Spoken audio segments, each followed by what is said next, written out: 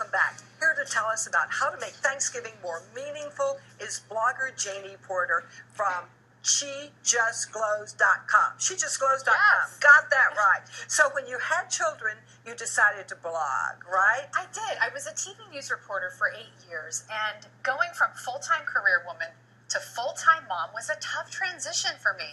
It was a little isolating, too. So the number one goal of this blog for me is encouraging other women, letting you know you're not alone. We can laugh about, getting spit up on every day together, and then I throw in some fun recipes and DIY things, too. Good for you. I have to tell everybody, I worked with Janie when we worked in Tampa together. Yes, so much fun. And it's so interesting for me to see you're like blogging, you're doing mommy crafts, you're pregnant with your third boy.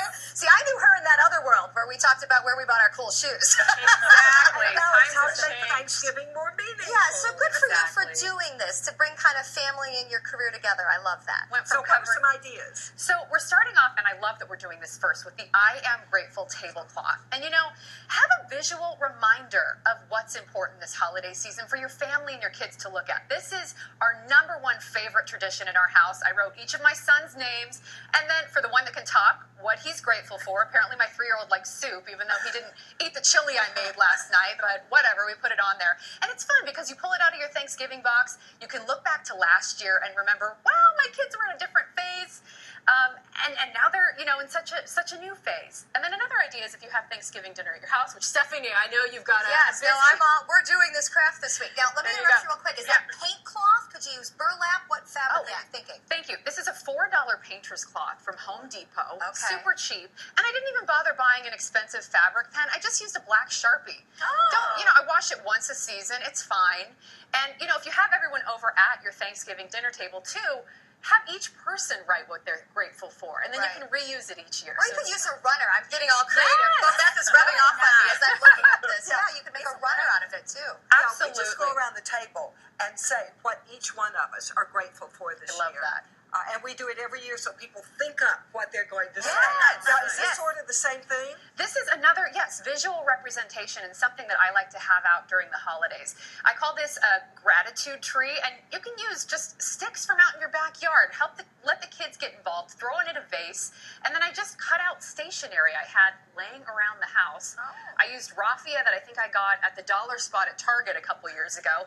Throw it up together, and it looks really woodsy. Write something each day of November that you're grateful for. And what I really loved about this was, at first it was pretty easy. My health, my kids, my husband. And then once I got a few days into it, I really had to think about it. I kind of had to dig deep and really pull out what I'm grateful for, and it really enriched the holiday season for me here so far.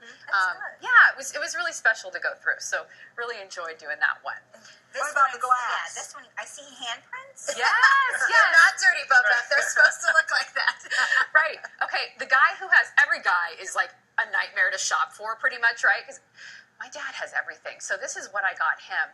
Just made it with the kids. Used chalkboard paint to kind of mimic if toddlers lived closer to him. We live far away from him. So this kind of mimics, smudgy fingers on the glass. And then on the bottom, we just put Grandpa's sippy cup. I'll probably pair it with his favorite bottle of wine, maybe one of the wines that's here today. And, it's a personal gift for the guy who has everything. And then with the mason jar here, same thing. Handprints with the kids. This is for my mom. Very meaningful. I'll fill it with some of her favorite things, like her favorite lip gloss, maybe candies, just simple trinkets. But what I really love about making gifts, first of all, you can involve the kids. But second of all, as you're making the gift, you're thinking about the person you're making it for. And something about that just makes it feel more rewarding and more personal. And I'm not just going to Macy's and grabbing a sweater off the shelf. So really loved that. One thing we always do is use the china that my husband's grandmother had. And I never saw her, never met his mother, but all the children now say, when I use better plates, because these were very cheap, they'll say, where's our china? Where's our china? So it connects the family back through the generations. Now they're fighting over who inherits that. It's china from a dime store somewhere, but it's very important in our family. But it meant something. And that's the thing. It's not about the cost. It's not about where you got it. It's about the memory that you're making together. And actually, speaking about all the generations, I have recipe cards here from my mom, And there are two of them here. One of them is a favorite restaurant that she uses to make her creamed corn. Okay, it is so good. I might copy that one. Yeah. Yeah, share those. You may use variations of your mom or your grandma's dishes, but call them back. You may have changed it over the years. Right. Get the recipe again from them. And something else that is so much fun is make up cards yourself to give out at Thanksgiving dinner so everyone that's can a great remember what the recipe was, and you can share it that way. Well, That's and my good of your kids, we were just talking about my kids' request. We call it my food, which, as we now have a blended family, gets a little more sticky. But the point of the matter is, you have those tastes, Linda, like you were saying, like your China is something important to your kids. It's the taste of the food. That it's the same food my grandma made for me, the same food that my mom made, and now I make. And I think my daughter knows how to make that apple pie, and that's 4 generations now. Just because that's to her how apple pie should taste. And another thing we do after lunch on Christmas and Thanksgiving is we play a game. Oh, now I love my that. kids are in there. My son is 53 and he'll say, "What game are we playing this year?"